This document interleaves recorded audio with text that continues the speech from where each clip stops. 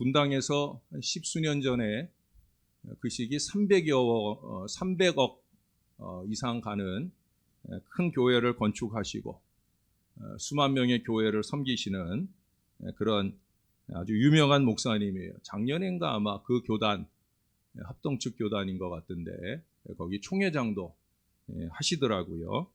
이 목사님이 널리 읽히는 책에 쓰신 이야기예요. 그 목사님 얘기입니다. 교회 개척 시절에 어떤 성도가 찾아왔어요. 자신이 큰 모래 부지를 가지고 있는데 시가 100억을 호가하는 그런 땅이라는 거예요. 만일 이 모래 채취가 허가가 나면 그러면 그 100억 가운데 3분의 2 이상을 교회에 헌금하겠다. 그러니 목사님이, 개척교회 목사님이 얼마나 신나겠어요. 그래서 열심히 기도도 해주고 또 열심히 분주하게 뛰어다녔는지 몰라요. 결국 하나님의 은혜로 허가가 나왔고 그 부인은 하루아침에 돈방석에 앉게 되었습니다. 그런데 돈이 들어오니까 이 교인이 교회를 안 나오기 시작하는 거예요. 바빠서 안 나온 것도 아니고 사람 만나고 골프 치러 다니느라고 안 나오는 거예요. 거기 서면 그래도 다행인데 토요일에 놀러 간다면서 교회 앞에서 세차도 하는 거예요. 그러니 그것을 볼 때마다 목사님이 얼마나 화가 나겠습니까?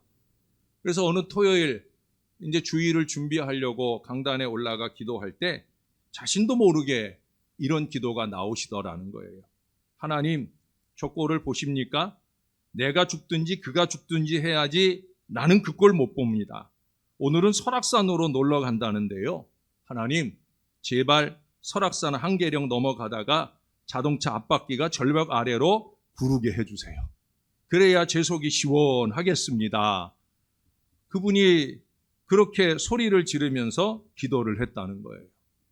그러자 그 마음에 성령께서 야, 소목사야, 아무리 마음에 안 들어도 성경에 원수도 사랑하라고 했는데 그렇게 기도하면 되겠느냐? 그러셨다는 거예요. 그래서 하나님, 제 기도 아직 안 끝났습니다. 앞바퀴가 굴러가다가 뒷바퀴가 나뭇가지에 걸려서 살게 해 주옵소서. 그렇게 기도를 했다는 거예요. 근데 얼마 지나지 않아서 그 부부가 진짜 교통사고가 났다고 연락이 왔어요.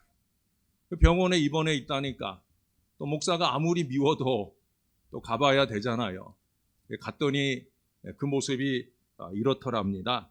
오른쪽 다리가 들려져 있고 또 양팔도 이렇게 들고 목이 뻣뻣하게. 제가 볼 때는 기부스를 4군데 한 것 같아요. 오른쪽 다리에 해서 매달아 놓고 두 팔에 기부스하고 매달아 놓고 목에도 기부스하고. 근데 딱 그 모양을 보니까 웃음이 날 뻔했다는 거예요. 왜? 딱 운전하는 모습 그대로. 그렇게 기부스를 하고 누워 있더라 하는 그런 얘기입니다. 그제서야 그렇게 뻣뻣했던 그 목이 겸손한 목으로 바뀌게 되었다라고 합니다. 왜냐하면 얼마 지나지 않아서 그 모래 채취 허가도 중도에 취소가 되어버리는 안타까운 일까지 더해졌다는 거예요. 여러분은 어떻습니까? 이걸 능력 기도로 봐야 될까요? 저는 아직 이런 기도를 해본 적이 한 번도 없어서 사실 좀 이해가 되지는 않아요.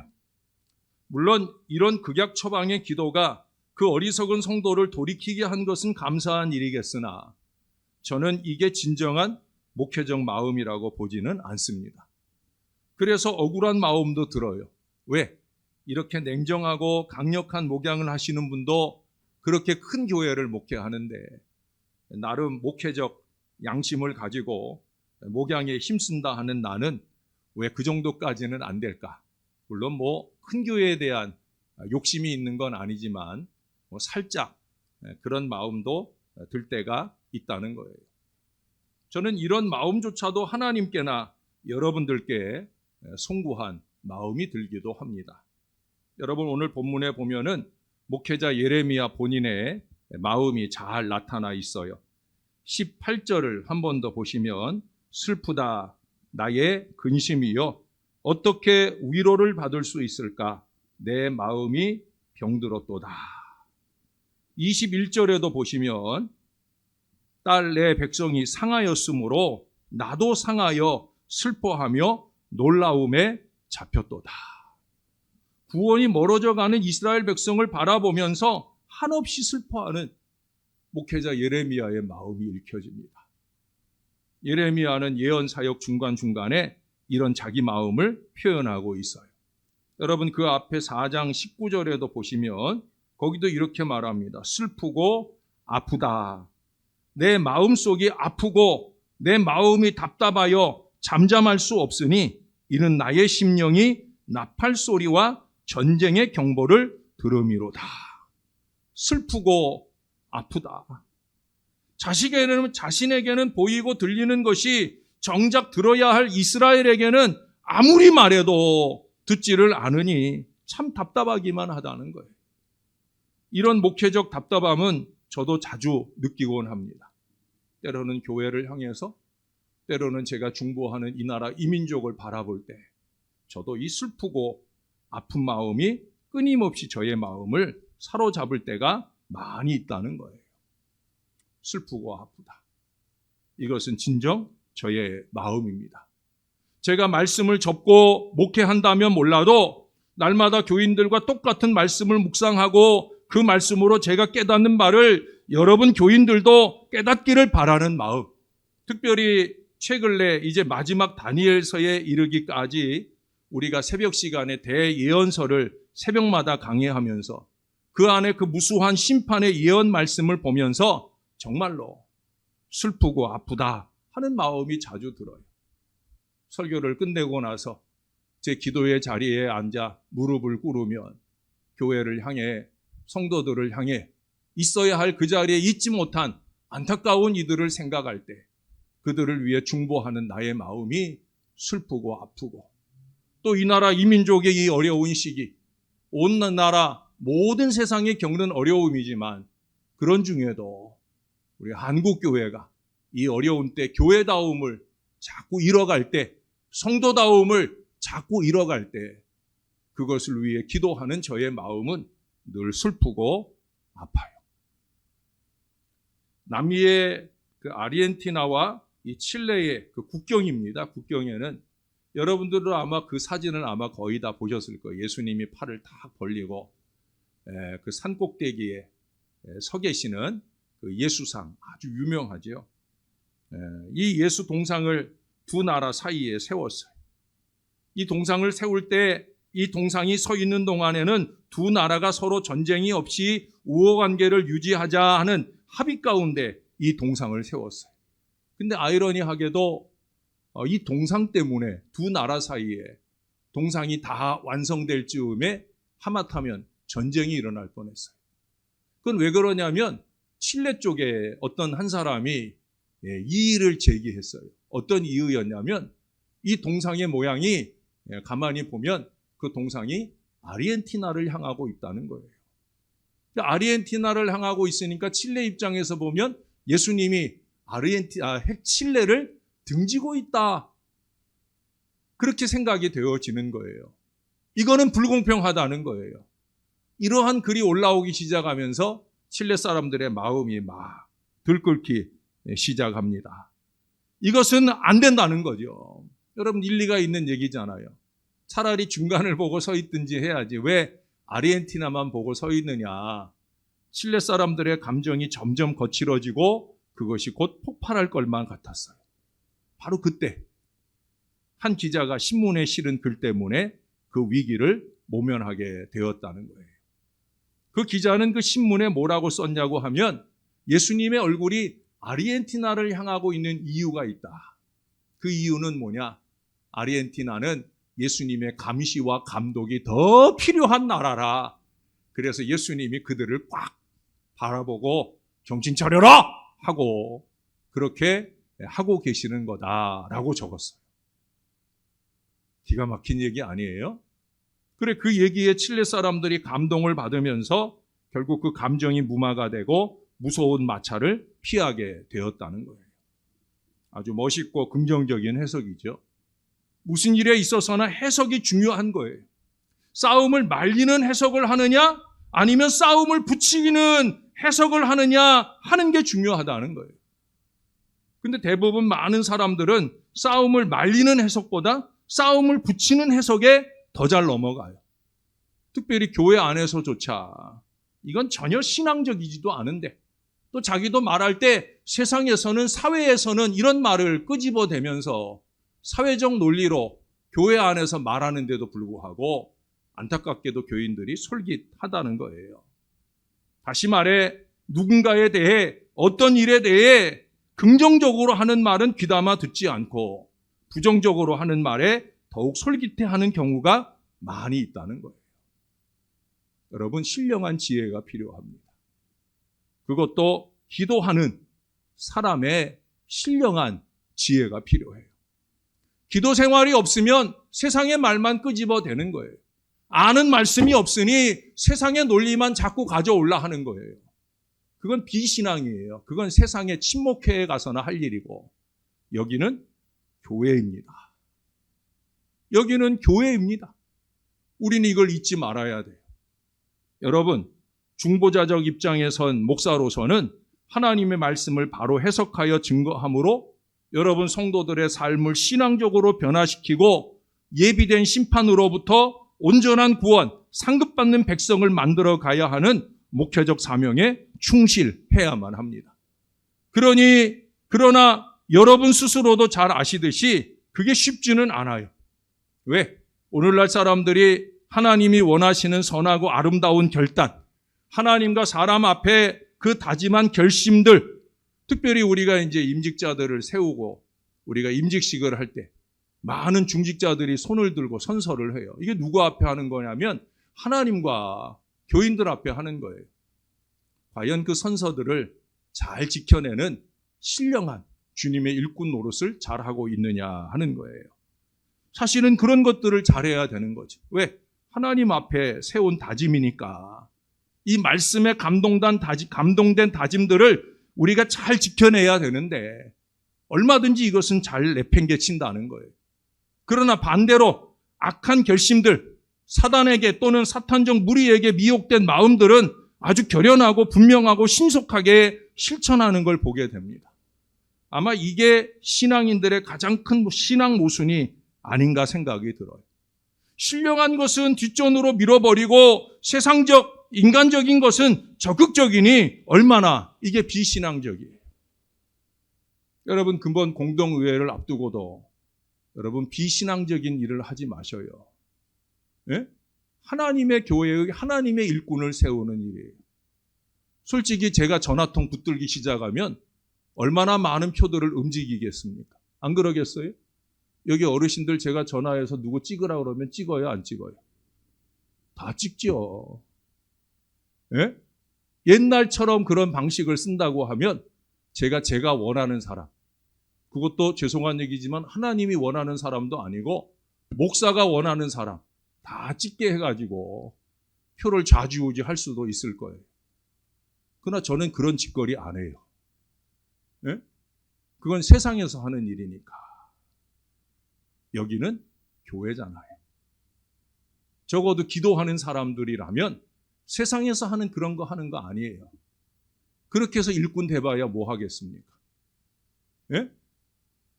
그런 거 하려면 밖에 나가서 정치를 하든지 그래야 되지. 아니면 상인회에서 상인회장이나 해먹든지 그래야 되지. 여기는 교회인데 하나님의 일꾼을 세우는 거예요. 하나님의 일꾼을 세운다 할 때 교인들은 어떻게 해야 돼요? 중직자들은 어떻게 해야 돼요? 기도해야죠.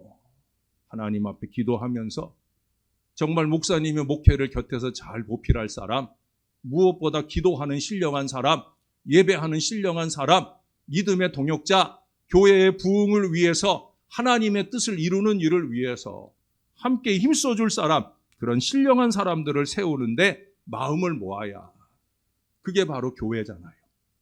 사랑하는 여러분, 그럼에도 우리가 아무렇지도 않게 하나님 앞에 선다는 문제가 있어요. 그게 제가 자주 말씀드린 것처럼 하나님을 전혀 두려워하지 않는 태도가 된다는 거예요. 이 예레미야서에 가득한 하나님의 분노는 바로 그러한 이유 때문에 나타나게 되는 것을 우리가 많이 보았습니다. 여러분, 설교자에게는 설교 전에 종종 마음을 상하게 하는 공격적인 글을 받게 될 때가 있어요. D.L. 무디라고 아주 유명한 설교자, 부흥 강사잖아요. 이분이 한 번은 자신이 섬기는 교회에서 설교 전에 기도를 하고 있는데 무언가 누가 이렇게 메모지를 올려놓은 거를 눈을 뜨고 나서야 보게 되었어요. 쪽지 하나가 올라와 있길래 거기가 뭐 급한 광고를 적어놨나 싶어서 쪽지를 보니까 한 단어 딱 써 있어요. 바보, 루저, 이렇게 써 있는 거예요. 미국 사람들이 얼마나 자존심이 강해요. 더군다나 D.L. 무디, 누구나 다 훌륭하다 하시는 그 목사님을 향해 바보 이렇게 써놨으니 얼마나 속이 상하고 화가 날 법하겠습니까? 그리고 그 쪽지를 보낸 사람은 지금 목사님의 그 표정을 살펴보면서 얼마나 그 표정을 즐기고 있겠습니까? 그때 이 무디가 청중들을 향해 이렇게 말했더라는 거예요. 누가 제게 광고를 전달했네요. 근데 이상하게도 내용은 없고 자기 이름만 적어놨어요? 라고 얘기를 하더랍니다. 뭐 교인들은 뭔 얘기인지 잘 모르지만 바보라는 글을 올려놓은 그 사람은 알 거예요. 결국 누가 바보 됐어요? 본인만 바보 됐죠. 그럴 수밖에 없죠. 네가 아무리 그렇게 난리 법석을 떨어도 나는 여전히 하나님 앞에 나는 여전히 그렇게 서 있다. D.L. 무디를 욕하려 한 그 사람이 결국 큰 바보가 된 거죠. 내놓고 화를 못 내고 참 괴로웠을 건데 대단한 임기응변이 아닐 수 없다. 저는 때때로 이런 여유가 참 부럽습니다. 근데 여러분, 목회자가 슬프고 아픈 건 이런 인신공격 때문이 아니에요. 여기 20절을 한번 보세요. 추수할 때가 지나고 여름이 다하였으나 우리는 구원을 얻지 못한다 하는도다. 자기가 목양하는 백성들이 구원에서 점점 멀어지는 게 21절에서 말씀하던 내 백성이 상하고 22절의 말씀처럼 그럼에도 치료를 받지 못하는 데 있다는 거예요. 여러분, 이게 다 영적인 이야기예요. 물론 교인들이 육신적으로 상해도 많이 아프고 슬퍼요. 전 그래서 누구보다 간절하게 중보하고 기도하느라 노력을 합니다. 수술이 시작되기 전부터 수술이 시작되면 수술이 마치고 수술 마치고 난 이후에 안정되어 태어나는 모든 순간까지 전 계속해서 집중된 저의 생각을, 저의 기도를 그분에게, 그녀에게 집중하려고 노력을 합니다. 그러나 여러분, 우리가 신앙 공동체니까 제 주된 관심은 영적인 문제요, 신령함의 문제예요. 세속화의 시대이기에 더더욱 그렇습니다. 제가 자주 말하는 게 뭐예요? 여기는 교회입니다. 여러분, 제발 잊지 말아주세요. 여기는 교회입니다. 이제 세상이 어떻고 저떻고 하면서 이 신앙의 근간을 흔드는 것은 제가 참지 않으려고 해요. 제가 그동안에는 다 그냥 들어줬는데 이 말도 안 되는 세상의 논리로 교회가 가야 할 걸음을 흔드는 어리석음, 너무도 신앙적으로 무식한 어리석음, 그런 것들은 분명하게 지적하고 말해줄 마음입니다. 왜? 교회니까. 신앙은 하나님의 위대하심을 깨닫고 그분의 지도하심을 겸손히 순종하고 따라가는 거잖아요. 아무리 신앙생활을 오래 했어도 이 겸손한 순종이 사라지면 다 헛것인 거예요. 여러분, 이스라엘의 문제가 그거잖아요. 신앙 연륜으로 보면 이스라엘이 우리의 몇백 배, 몇천 배예요. 그렇게 오랜 신앙 연륜으로 신앙의 모양은 있지만은 그러나 중심이 사라져 버렸잖아요. 자기 멋대로 하는 거예요. 오늘 본문 앞에 여러분 8장 5절을 한번 봐보세요. 그 5절 말씀에 보면 그래요. 이 예루살렘 백성이 항상 나를 떠나 물러가면 어찌함이냐. 그들이 거짓을 고집하고 돌아오기를 거절하도다. 네? 거짓을 고집한다고 말씀을 해요. 불신앙을 고집한다고 말하고 있어요. 이게 불신앙인 줄도 깨닫지 못한 채 그 어리석은 고집을 이어간다는 거예요. 슬프고 아프죠. 예를 들면 여러분, 위선적 예배를 버리세요라고 제가 얘기를 했다 해보세요. 예? 위선을 버리라는 거예요? 예배를 버리라는 거예요? 위선을 버리라는 거잖아요. 위선을 버리고 바른 예배로 돌아서라는 거예요. 근데 그렇게 하지 않고 예배를 버리는 교인들이 많아요. 위선을 버리는 예배를 드려야 된다. 위선적 예배를 드리지 말아라. 그러면 위선을 청산해내고 영과 진리의 예배 생활을 해야 되잖아요. 근데 예배를 버려요. 자기 생각에 매달려서 신앙 아닌 신앙을 한다는 거예요. 아니, 신용을 해왔던 거죠. 신용이나 흉내가 아니라 신앙, 제대로 된 믿음을 하나님 앞에 보일 수 있어야 된다는 거예요. 영적인 감동을 자주 받을 수 있는 사람이 되어야 된다는 거예요. 어떤 두 사람이 아름다운 자연, 화창한 날씨 아래 들로, 산으로 가게 되었어요. 그 산과 들로 가니까 거기 그 인근 목장에서 소들이 나와서 풀을 뜯기도 하고, 제가 여러분 이번 주 중에 여러분에게 보내드린 사진글 가운데 제일 밑에 있는 그 그림이 새로운 목초지, 양들을 가두어 두었던 데서 새로운 목초지로 양들을 내보내는 장면이거든요. 소들을 내보내는 장면이거든요. 소들이 그 인도하는 데 따라서 이제 그 울타리를 이렇게 지나가게 되면 아주 커다란 목초지로 가는 거예요. 신났다고 줄지어서 가잖아요. 그렇게 소들이 거기서 한가로이 풀을 뜯는 모습도 보고요. 온갖 새들이 막 아름답게 날아다니며 지저귀는 모습도 봐요. 그래서 한 친구가 말합니다. 야, 하나님의 이 오묘하고 신비로운 세상을 봐라. 저들의 아름다운 노랫소리, 저 예쁜 새들을 봐라. 저 소들을 봐라. 신기하지 않느냐? 특히도 아주 자그마한 송아지로 태어났을 텐데 저렇게 거대한 모양의 소가 되고, 또 알이었을 텐데 그 알을 깨고 나와서 저렇게 예쁘게 날아다니며 아름다운 노래를 하지 않느냐. 제가 어제도 어느 가정에 이 신방을 갔는데 그 집 새가 있더라고요. 인꼰지 뭔지 있는데 이 새가 제가 가 있는 동안엔 조용해요. 얘기 나눌 때도 조용해요. 이제 예배 드리려고 찬송을 시작하니까 이놈이 짖기 시작하더라고요. 찬송 시작할 때부터 짹짹짹짹 하더니 찬송 끝날 때 짹짹짹 하고, 그리고 그 다음에 또 조용해요. 야, 신령한 새예요. 네. 근데 이런 모습들을 이 사람이 보면서 얼마나 하나님이 오묘하냐 그러는 거예요. 그러니까 상대방 친구가 맞아 하나님 대단하시지. 근데 난 한 가지 의문점이 있어 라고 말하는 거예요. 그래서 그 의문점이 뭐냐라고 물으니까, 자 봐, 저 새들은 조그마해가지고 모이를 별로 먹지 않아도 잘 살 수 있고, 저 소들은 덩치가 저렇게 크니 얼마나 많은 먹이를 먹어야 되느냐. 근데 정작 모이를 별로 필요로 하지 않는 새는 자유롭게 날아다니면서 모이 찾기가 좋고, 먹이를 많이 먹어야 되는 소는 느릿느릿 걸어가야 되니까 먹이 찾기가 얼마나 어렵겠느냐. 차라리 새에게는 날개 안 달아주고 육지에 내려놔도 그 근처에서 얼마든지 자기 먹을 만큼은 먹을 것이고, 먹이가 많이 필요한 소에게 날개를 달아주시면 여기저기 날아다니면서 위에서 먹이 있는 곳을 쉽게 발견하고 잘 먹고 살지 않겠느냐라고 얘기를 했어요.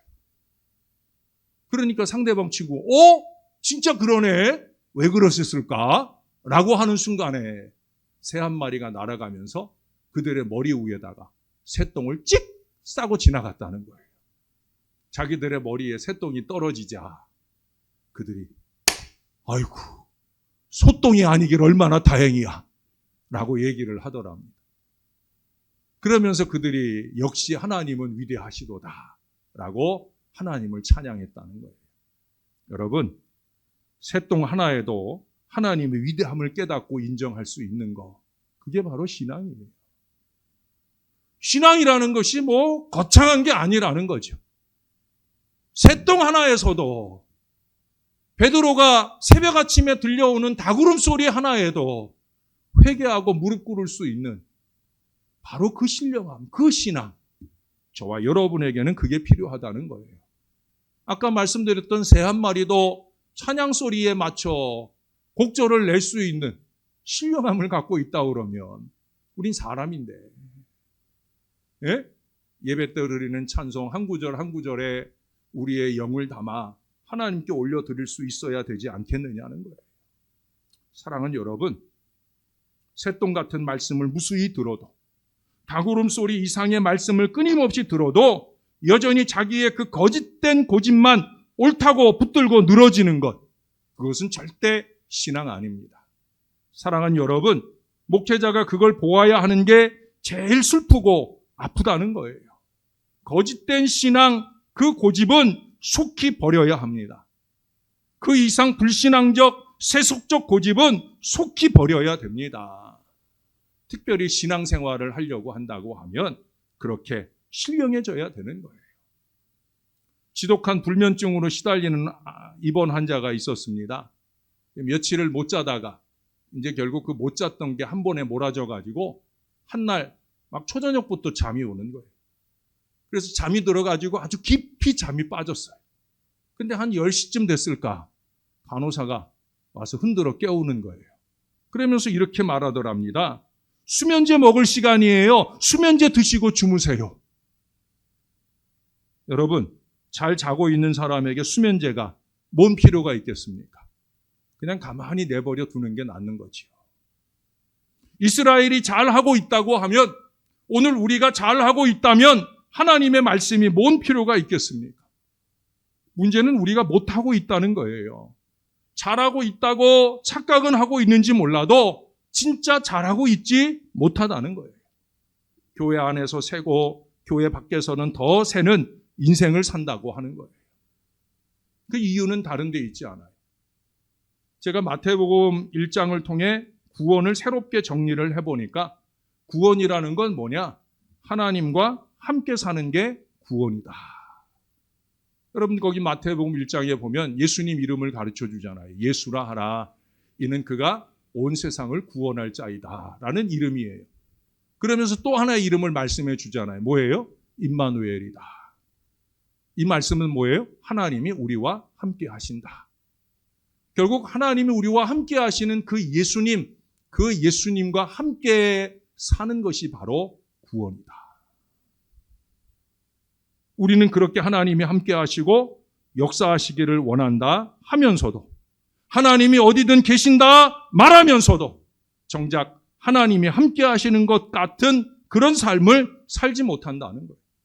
교회 밖에서만 그렇게 사는 것이 아니라 교회 안에서도 안타깝게도 하나님이 없는 사람인 것처럼 그렇게 말하고 행동할 때가 많다는 거예요. 여기 19절 표현처럼 하나님을 경노하게 하는 일들이 넘쳐난다는 거예요. 제가 그렇고 또한 우리 모두가 그렇습니다.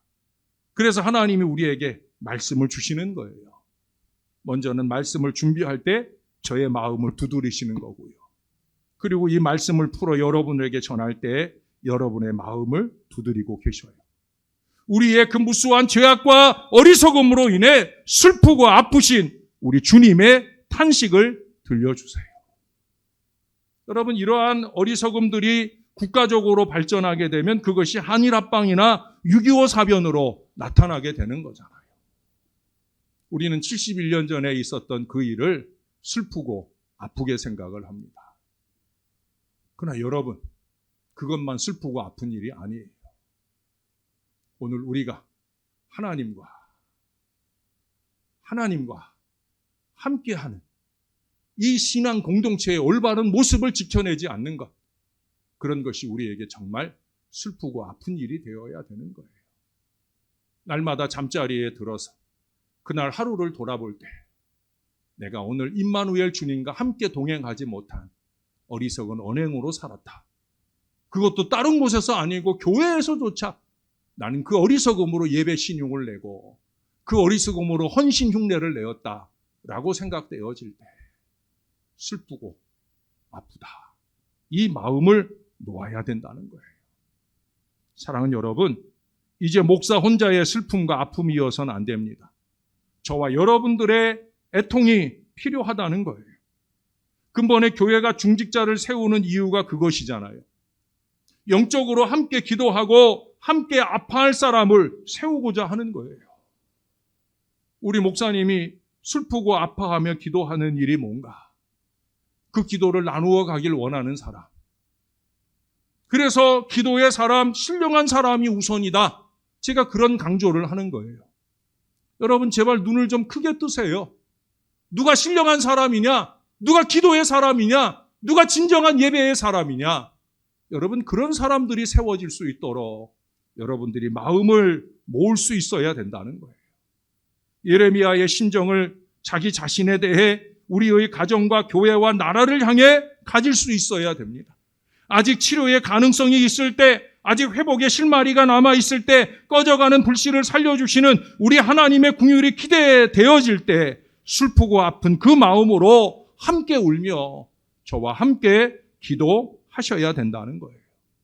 오늘의 슬픔과 아픔이 내일의 탄식과 절망이 되지 않도록, 내일은 오늘을 얘기하면서 환하게 웃을 수 있도록, 또한 웃게 할 수 있도록 그렇게 슬픔과 아픔으로 간절히 기도하면서 우리의 삶과 신앙을 변화시키는 주님의 자녀들이 다 되시기를 바랍니다. 저와 여러분의 그 변화와 눈물의 중보기도가 이 땅에 이 교회의 슬픈 기억들을 다 밀어내고 주 안에서 함께 기뻐하는 행복한 은혜 역사가 힘차게 펼쳐질 수 있게 되기를 우리의 구주 되시는 예수님의 이름으로 간절히 축원합니다. 기도하겠습니다. 좋으신 아버지, 오늘도 말씀해 주셔서 감사합니다. 종이 슬프고 아프기 전에 주님이 먼저 슬프고 아프신 그 마음을 헤아릴 줄 알게 하시고 주님과 함께 아픈 마음으로 눈물의 기도를 더할 수 있도록 인도해 주신 것 감사합니다. 주님, 이제는 종 혼자 울지 않게 해주세요. 종의 좌우에 함께 울 사람, 함께 슬퍼하고 아파할 사람, 눈물의 기도로 동역할 사람, 정말 신령함으로 하나님의 교회를 섬겨갈 사람, 교회 안에 모든 슬픈 기억들을 몰아내고 이 나라 이 민족 가운데 모든 슬픈 기억들을 밀어내고 이제 하나님의 기쁨으로 행복해지는 은혜 공동체를 열망하는 신령한 기도의 사람, 하나님 우리 모두가 다 그런 사람 되게 하시고 그런 사람들을 세우는 근본 기회가 되도록 역사해 주시옵소서. 감사합니다. 예수님 이름으로 기도합니다. 아멘.